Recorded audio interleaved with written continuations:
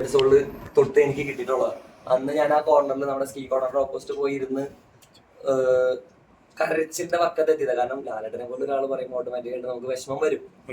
ഈ ജാസ്മിന് പുറത്ത് കുറച്ച് പ്രശ്നങ്ങൾ ഉണ്ടായിരുന്നു, പ്രത്യേകിച്ച് ജാസ്മിനായിട്ട് കമ്മിറ്റി. അല്ല, അത് ആക്ച്വലി ഹൗസിന്റെ ഉള്ളിലും ചെറിയ ചർച്ചകൾ നടന്നിരുന്നു. സീക്രട്ട് ഏജന്റ് വന്നപ്പോൾ പറഞ്ഞിരുന്നു. അപ്പം അത് പക്ഷേ ഏജന്റ് വന്നപ്പോൾ പറഞ്ഞത് എത്രത്തോളം ഞാനല്ലാതെ കേട്ടത്, ജാസ്മിനാണ് കേട്ടത്. ഞാൻ അവിടെ ഇരുന്നിട്ടില്ല. കാരണം എന്നെ സംബന്ധിച്ച് ഞാൻ അനാവശ്യ കാര്യങ്ങൾ എന്റെ തലയിലേക്ക് എടുത്ത് വെച്ചാൽ എനിക്ക് അവിടെ കൂടുതൽ പ്രഷർ വരുന്നുള്ളതുകൊണ്ട് ഞാൻ ആ പരിപാടിയിലേക്ക് പോയിട്ടില്ല. ഞാൻ വിശ്വസിച്ചിട്ടില്ല. ഒന്നാമത്തെ കാര്യം അത് സായി തന്നെ ലാലേട്ടന്റെ മുമ്പിൽ വെച്ച് പറഞ്ഞു. അവൻ പറഞ്ഞത് മൊത്തം ഗെയിമിന്റെ ഭാഗമായിട്ട് അവളെ തളർത്താൻ വേണ്ടി പറഞ്ഞതാന്ന് പറഞ്ഞു കഴിഞ്ഞു. അപ്പൊ പിന്നെ ഞാൻ അതിൽ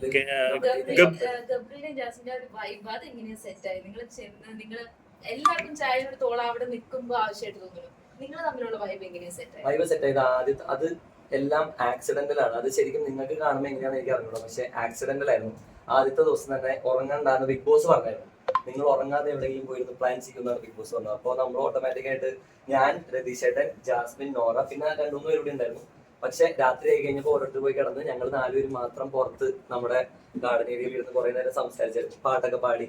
അപ്പോൾ ഓട്ടോമാറ്റിക് ആയിട്ട് നമുക്കൊരു ബോണ്ടിങ് വരും. കാരണം പിന്നെയുള്ള ദിവസങ്ങളിൽ നമ്മൾ കാണുന്ന മുഖങ്ങൾ ഇവരുടെ മുഖം മാത്രമേ കാണുള്ളൂ, പുറത്തുനിന്ന് വേറെ ആളുടെയും കാണില്ല.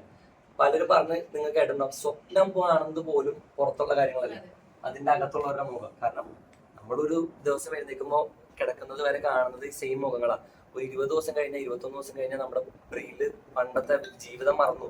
പിന്നെ നമ്മുടെ ലോകം അതാ. ഓട്ടോമാറ്റിക്കായിട്ട് നമ്മൾ സ്വപ്നം കാണുന്നത് എല്ലാം അവർ തന്നെയാവും. അങ്ങനെ ബോണ്ടിങ് വന്നു. ഞങ്ങൾ 2 ആഴ്ചയിൽ നല്ല ക്ലോസ് ഫ്രണ്ട്സ് ആയിരുന്നു, വളരെ ക്ലോസ് ഫ്രണ്ട്സ് ആയിരുന്നു.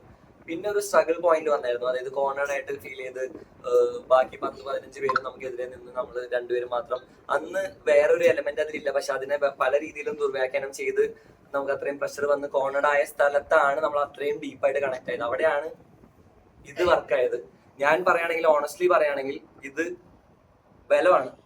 അത് അനുഭവിച്ചിട്ടുള്ളവർക്കേ അത് അറിയാൻ പറ്റുള്ളൂ. നമ്മൾ ജീവിതത്തിൽ തളർന്നു നിൽക്കുന്ന ഒരു പോയിന്റിൽ, നമുക്ക് ആരും ഇല്ലാന്ന് തോന്നുന്ന ഒരു പോയിന്റിൽ ഇങ്ങനെ കൈപിടിച്ച് നിൽക്കാൻ ഒരാളുണ്ടെങ്കിൽ അത് മനസ്സിനുള്ള ബലമാണ്, ശരീരത്തിനുള്ള ബലമല്ല. Jasmine is a brilliant player. അത് ക്വസ്റ്റ്യൻ ഇല്ലാത്തൊരു കാര്യമാണ്. എങ്ങനെ സംസാരിക്കണം, എന്ത് പറയണം, ആരോട് എന്ത് പറഞ്ഞ് നിൽക്കാൻ അറിയാൻ കൃത്യമായിട്ട് അറിയാവുന്ന ആളാണ് ജാസ്മിൻ.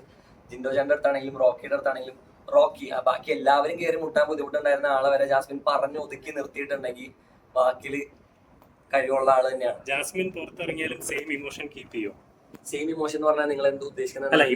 ഗബ്രിക്ക് എന്താണോ ഉള്ള ഇമോഷൻ അത് കീപ്പ് ചെയ്യോ എന്നാണ്. അതിന്റെ ഉള്ള ഉത്തരം ഞാൻ അവിടെ വെച്ച് പറഞ്ഞായിരുന്നു. ഞാൻ അവള് പുറത്തിറങ്ങിയതിനു ശേഷം നമ്മൾ സംസാരിച്ചിട്ട് എന്താണ് വേണ്ടതെന്നുള്ള തീരുമാനത്തിലേക്ക്. അത് ഞാൻ ഒരിക്കലും ഇപ്പൊ ഒരു ലവ് എലമെന്റോ അല്ലെങ്കിൽ ലവ് ട്രാക്കോ മറ്റേ വേറെ അങ്ങനത്തെ എക്സ്ട്രാ പരിപാടികളോ ഒന്നും അല്ല ഇതിൽ ഉദ്ദേശിക്കുന്നത്. ഞങ്ങൾ തമ്മിലുള്ളത് വളരെ വളരെ ഡീപ്പായിട്ടുള്ള സ്നേഹം തന്നെയാണ്. പ്രേക്ഷകർ തെറ്റിദ്ധരിക്കപ്പെട്ടിരുന്നല്ലേ?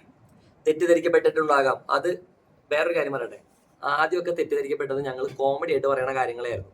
നമ്മളിപ്പോ വളരെ കംഫർട്ടബിൾ ആയിട്ടുള്ള ഒരാളുടെ അടുത്ത് കോമഡി ആയിട്ട് പറയുന്ന ഒരു കാര്യം പലപ്പോഴും പുറത്തു നിന്ന് കാണുന്ന ഒരാൾക്ക് ചിലപ്പോൾ അത് വൾഗറായോ അല്ലെങ്കിൽ മോശപ്പെട്ട ഒരു രീതിയായിട്ടോ തോന്നാം.